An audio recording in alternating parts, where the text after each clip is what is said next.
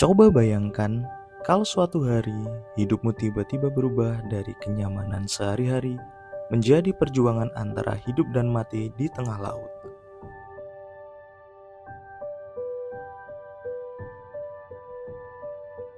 Ditemani bukan oleh manusia, melainkan oleh seekor harimau Bengal yang setiap saat siap menerkam dan memakanmu hidup-hidup. Inilah kisah luar biasa seorang pemuda bernama Pisin Molitor Patel atau yang biasa dipanggil Pi. Kisah tentang iman, keberanian, dan persahabatan yang tak terduga. Kisah yang akan mengajak kita bertanya kembali, apa arti bertahan hidup dan apa arti menjadi manusia. Pi lahir dan dibesarkan di kota Pondicherry, India, di dalam sebuah kebun binatang milik keluarganya sendiri. Ayahnya adalah pengelola kebun binatang tersebut, seorang pria tegas namun bijaksana. Ibunya juga merupakan sosok yang lembut dan juga penyayang. Kehidupan Pi kecil dikelilingi berbagai macam hewan-hewan eksotis seperti zebra, orangutan, hyena, dan tentu saja seekor harimau Bengal gagah bernama Richard Parker. Dari kecil, Pi selalu merasa bahwa setiap makhluk hidup memiliki jiwa. Ia bahkan mencoba memahami Tuhan melalui berbagai agama, karena baginya Tuhan tak terbatas pada satu bentuk. Suatu hari, karena penasaran, Pi mendekati kandang Richard Parker dan mencoba memberi makan langsung dengan tangannya. Untungnya sang ayah sempat melihat dan seketika berlari menghampirinya dengan wajah marah. Hewan itu bukanlah temanmu. Mereka mengikuti naluri, dan ketika mereka lapar, kamu adalah mangsa baginya. Ucap sang ayah dengan nada tegas dan marah. Tak sampai di situ, untuk memberi pelajaran, ayahnya menunjukkan sesuatu yang mengerikan. Seekor kambing diikat di depan kandang Richard Parker, dan dalam sekejap, harimau itu menerkamnya dengan ganas. Pi terkejut, dan sejak saat itu ia mengerti bahwa alam bisa menjadi indah, tapi juga bisa menjadi sesuatu yang kejam.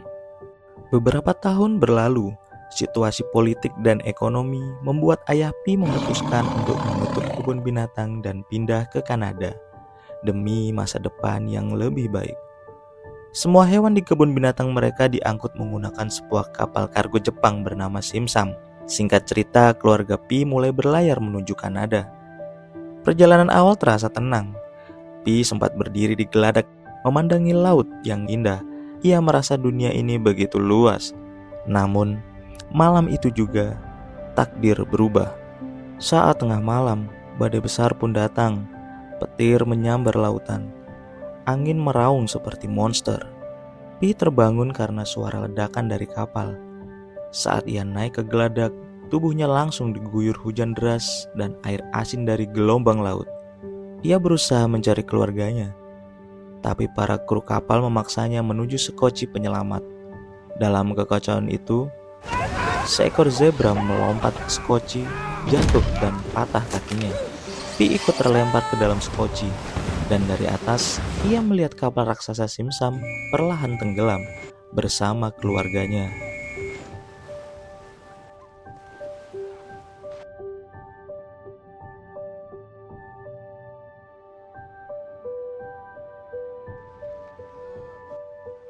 Pi menjerit sekuat tenaga,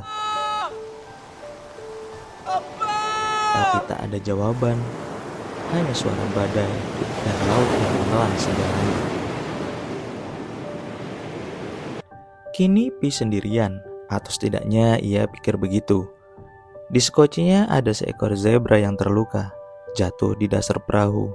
Tak lama kemudian seekor orangutan betina bernama Orange Juice yang dulu tinggal di kebun binatang keluarganya muncul mengapung di atas tumpukan pisang lalu melompat ke atas koci.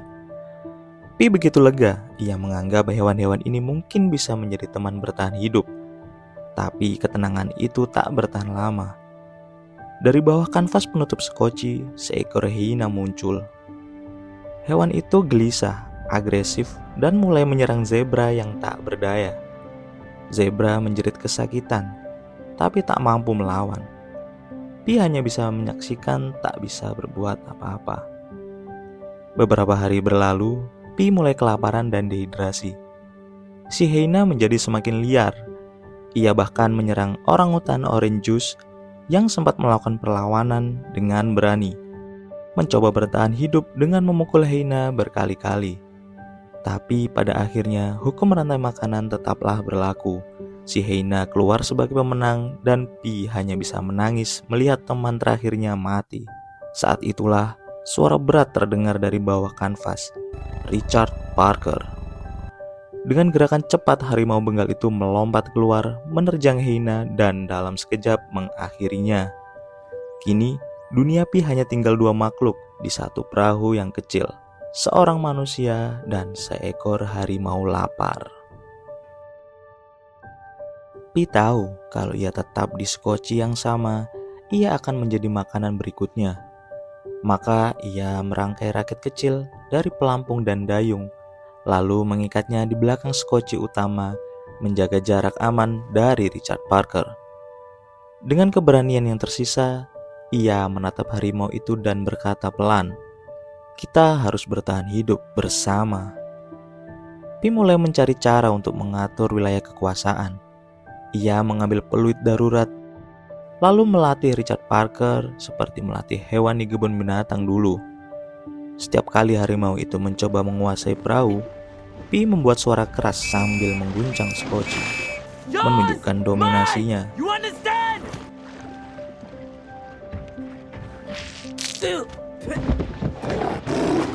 Perlahan, Richard Parker mulai mengakui keberadaan Pi. Hubungan mereka tidak berubah menjadi persahabatan instan, tapi lebih seperti perjanjian tak tertulis. Aku tidak membunuhmu, kamu juga tidak membunuhku. Kurang lebih seperti itu. Hari demi hari telah Pi lalui. Pi pun mulai belajar menangkap ikan menggunakan umpan roti yang ia temukan dalam skoci untuk memberi makan Richard Parker. Setelah cukup lama menunggu, akhirnya Pi berhasil menangkap seekor ikan yang cukup besar. Ia pun segera memberi ikan tersebut kepada Richard Parker yang sudah kelaparan. Saat pertama kali ia melempar ikan ke arah harimau itu, ia merasa cukup aneh, seperti sedang memberi makan kematian agar kematian itu tidak menjemputnya. Kadang Pi berbicara sendiri, kadang berbicara dengan Tuhan, dan kadang ia berbicara pada Richard Parker, seakan harimau itu bisa mendengarnya. "Kalau kamu tidak ada, mungkin aku sudah gila sejak lama," ucap Pi kepada Richard Parker. Walau berbahaya, kehadiran Richard Parker membuat Pi merasa tidak benar-benar sendirian.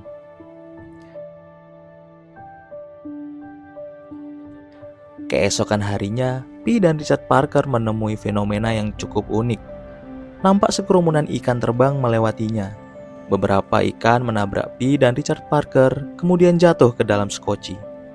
Tiba-tiba, seekor ikan tuna besar yang sedang berburu ikan terbang melompat dan ikut masuk ke dalam skoci.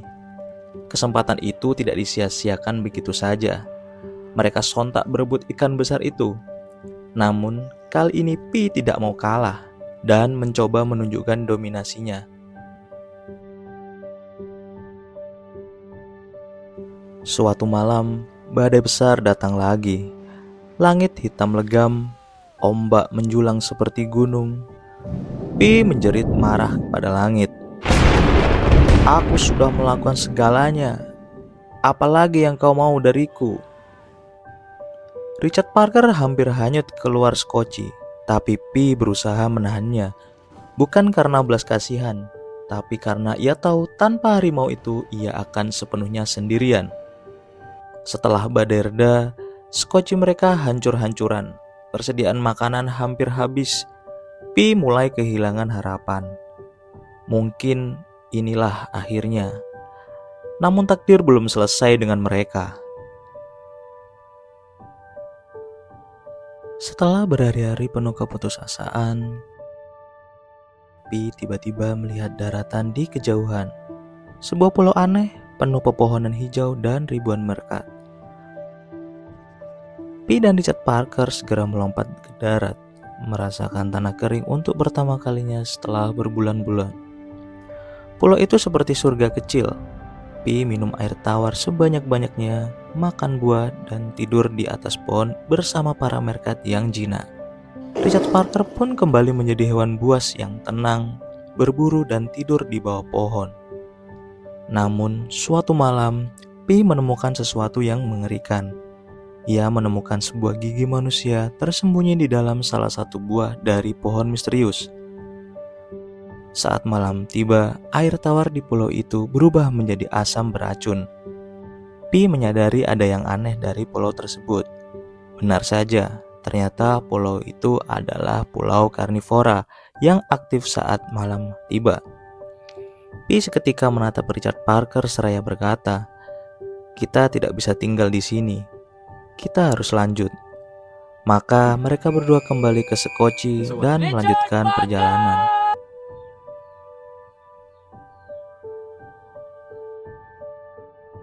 Beberapa hari setelah meninggalkan pulau, Pi mulai lemah. Ia hampir tak bisa berdiri. Richard Parker juga terlihat kurus dan kelelahan. Pada pagi yang tenang, tiba-tiba Pi melihat pantai Meksiko di kejauhan. Mereka akhirnya mencapai daratan setelah 227 hari terombang-ambing di lautan.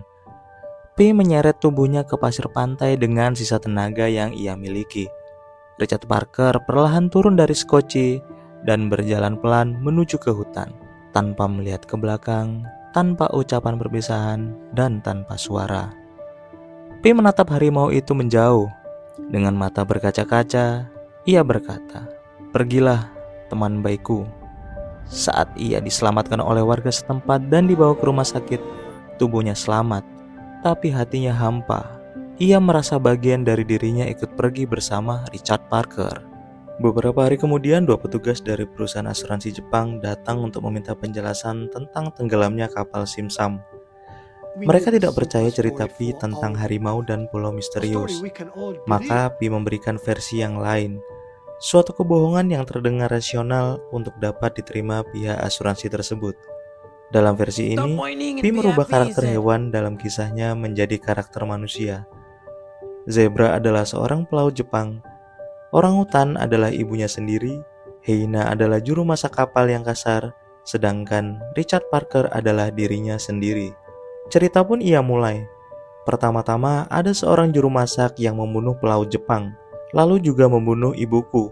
Melihat hal tersebut, aku pun menjadi sangat marah, sehingga membunuh juru masak yang kasar itu.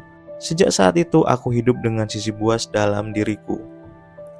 Sesaat setelah ia bercerita, petugas itu terdiam. Pi lalu berkata pelan, kedua cerita itu membawa pada kesimpulan yang sama. Kapal tenggelam, keluargaku mati, dan aku bertahan hidup. Jadi, cerita mana yang akan kalian pilih? Mereka pun saling pandang, lalu menjawab pelan, cerita dengan harimau. Itulah kisah Pi. Kisah tentang keyakinan, kehilangan, dan ikatan yang tak terduga antara manusia dan alam liar. Benarkah Richard Parker itu nyata? Ataukah ia hanya simbol dari sisi buas manusia yang muncul saat bertahan hidup? Tak ada yang tahu pasti. Namun, satu hal yang jelas, kadang bukan fakta yang terpenting, melainkan cerita mana yang membuat hidup terasa lebih bermakna.